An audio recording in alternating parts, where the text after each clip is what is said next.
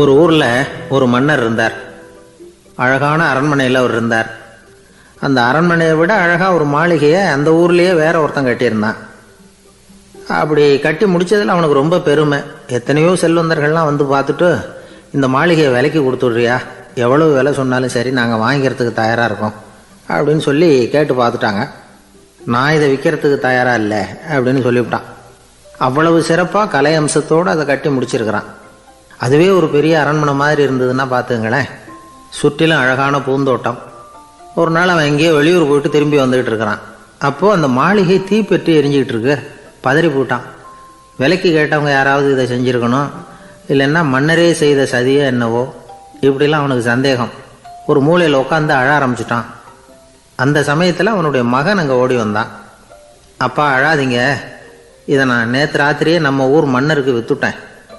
இதை கட்டி முடிக்க நமக்கு எவ்வளவு செலவாச்சோ அதை போல் 3 மடங்கு விலைக்கு விற்றுட்டேன். கவலைப்படாதீங்க, இதை விட அழகான மாளிகையை நாம் புதுசாக கட்டிக்கலாம்னா. இதை கேட்டதும் அழுதுகிட்டு இருந்தவன் அழுகையை நிறுத்தினான். சிரிக்க ஆரம்பிச்சிட்டான். இதே இடத்த நான் மன்னர்கிட்ட இருந்து விலைக்கு வாங்குவேன், இதை விட அழகான மாளிகையை கட்டுவேன் அப்படின்னு சுற்றி நின்று எல்லார்கிட்டையும் சொல்லிக்கிட்டு இருந்தான். இந்த சமயத்தில் அவனோட இளைய மகன் ஓடி வந்தான். அப்பா, அண்ணன் சொன்னதெல்லாம் சரிதான், மன்னர்கிட்ட விலை பேசினதெல்லாம் உண்மைதான், ஆனால் விற்றது பேச்சு அளவில் தான். இனிமே தான் பத்திரம் வாங்கணும், எழுதணும், நீங்கள் கையெழுத்து போடணும், பதிவு பண்ணணும், மன்னர்கிட்ட பணம் வாங்கணும். அதுக்காகத்தான் உங்களை எதிர்பார்த்துக்கிட்டு இருந்தோம். அதுக்குள்ளே இப்படி ஆயிட்டுதுன்னா. இப்போ சிரிச்சுக்கிட்டு இருந்தாவன் சிரிப்பை நிறுத்தினான். மறுபடியும் குழந்தை மாதிரி அழ ஆரம்பிச்சிட்டான். இது ஒரு சம்பவம். இதிலிருந்து என்ன தெரியுது? அந்த அழகான மாளிகை தன்னுடையது அப்படின்னு நினைக்கும் பொழுது அவனுக்கு அழுகை வந்தது. அது தன்னுடையது இல்லை அப்படின்னு நினைக்கிற போது சிரிப்பு வந்தது.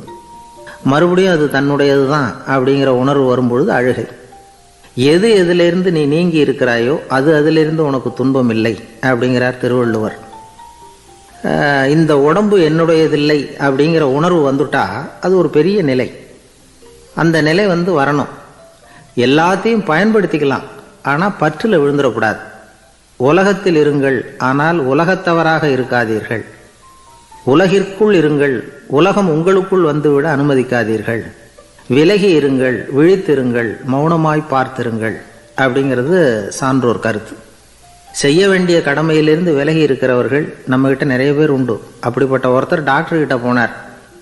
டாக்டர், நான் ஒரு கவர்மெண்ட் ஆஃபீஸில் வேலை பார்க்குறேன், எனக்கு ஒரே அசதியாக இருக்குது, என்னை சோதிச்சு பாருங்கள், ஆலோசனை சொல்லுங்கள் ஏதாவதுன்னார். டாக்டர் அவரை பரிசோதனை பண்ணி பார்த்துட்டு சொன்னார், இதோ பாரு, உனக்கு இப்போ தேவைப்படுறது முழு ஓய்வு. நீ எவ்வளவு சீக்கிரமாக ஆஃபீஸுக்கு போறியோ அவ்வளவுக்கு உனக்கு நல்லது அப்படின்னு.